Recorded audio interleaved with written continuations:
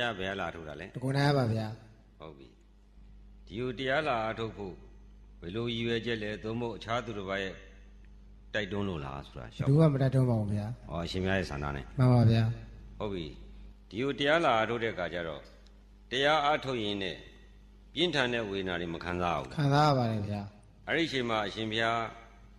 ကိုပြုခဲ့တဲ့ကံတွေပေါ်တာတွေ့လားတွေ့ပါတယ်ဗျာကဲတွေ့ဖို့တွေ့နည်းလေးတပည့်တော်ငါးရှာပါတယ်ဗျာဟုတ်ပြီငါကျင်သက်တော်ကြီးရှာပါတယ်ဗျာဟုတ်ပြီတပည့်တော်လည်းအဲ့လိုပဲထိုးဆက်နဲ့တနာကြီး9ချိန်ထိုင်တော့ခံစားရပါတယ်ဗျာဟုတ်ပြီအဲ့တော့အရှင်မြတ်အဲ့ဒီလိုငါးတွေကျင်ဆက်နဲ့တိုးတော့ငါးတွေကလူလွန်တွန့်နေတော့ငါလည်းဒီလိုပဲပြန်ခံရမှာပဲလို့အဲ့ဒီစိတ်ကြီးဖြစ်ခဲ့သီလားမတွေးခဲ့ပြီပါဘူးဗျာမတွေးခဲ့ဘူးမှန်တယ်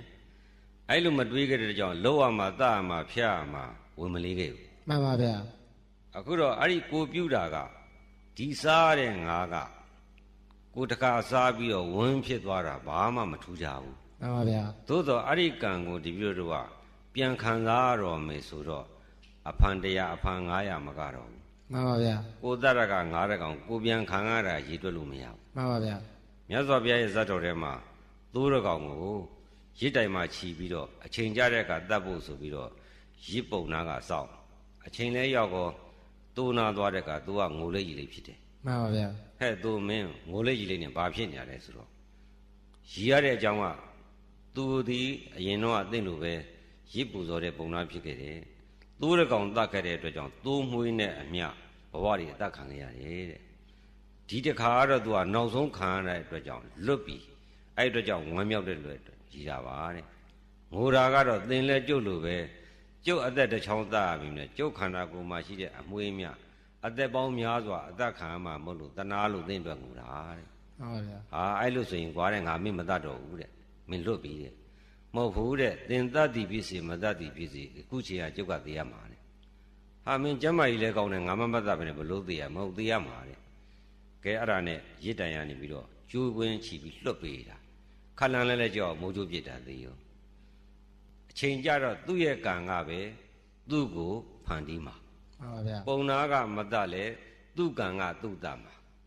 ပုံနာတတ်တဲ့ဆိုလဲသူ့ကံပဲပုံနာကမတတ်ခဲ့ရင်လေသူ့ကံကသူ့ကိုပဲတတ်မှာမှန်ပါဗျာအင်္ဂုလိမာလာလက်တွေလိုက်ဖြတ်တာအင်္ဂုလိမာလာမြတ်စွာဘုရားတရားဟောတော့ကြွတ်သွားပြီးတော့တနေ့ကျတော့ဆုံးငံထွက်တော့တာဝတိပြည်နဲ့ဇေတဝန်ကျောင်းကြားမှာတစ်တောအုပ်လေးတွေဒီလိုတော့တောအုပ်လေးတွေရှိဘယ်သူမှလူလည်းမရှိပဲနဲ့သူ့ခန္ဓာကိုယ်ပေါ်မှာဒုတ်တွေဓာတ်တွေလန်နေကြတယ်ခဲ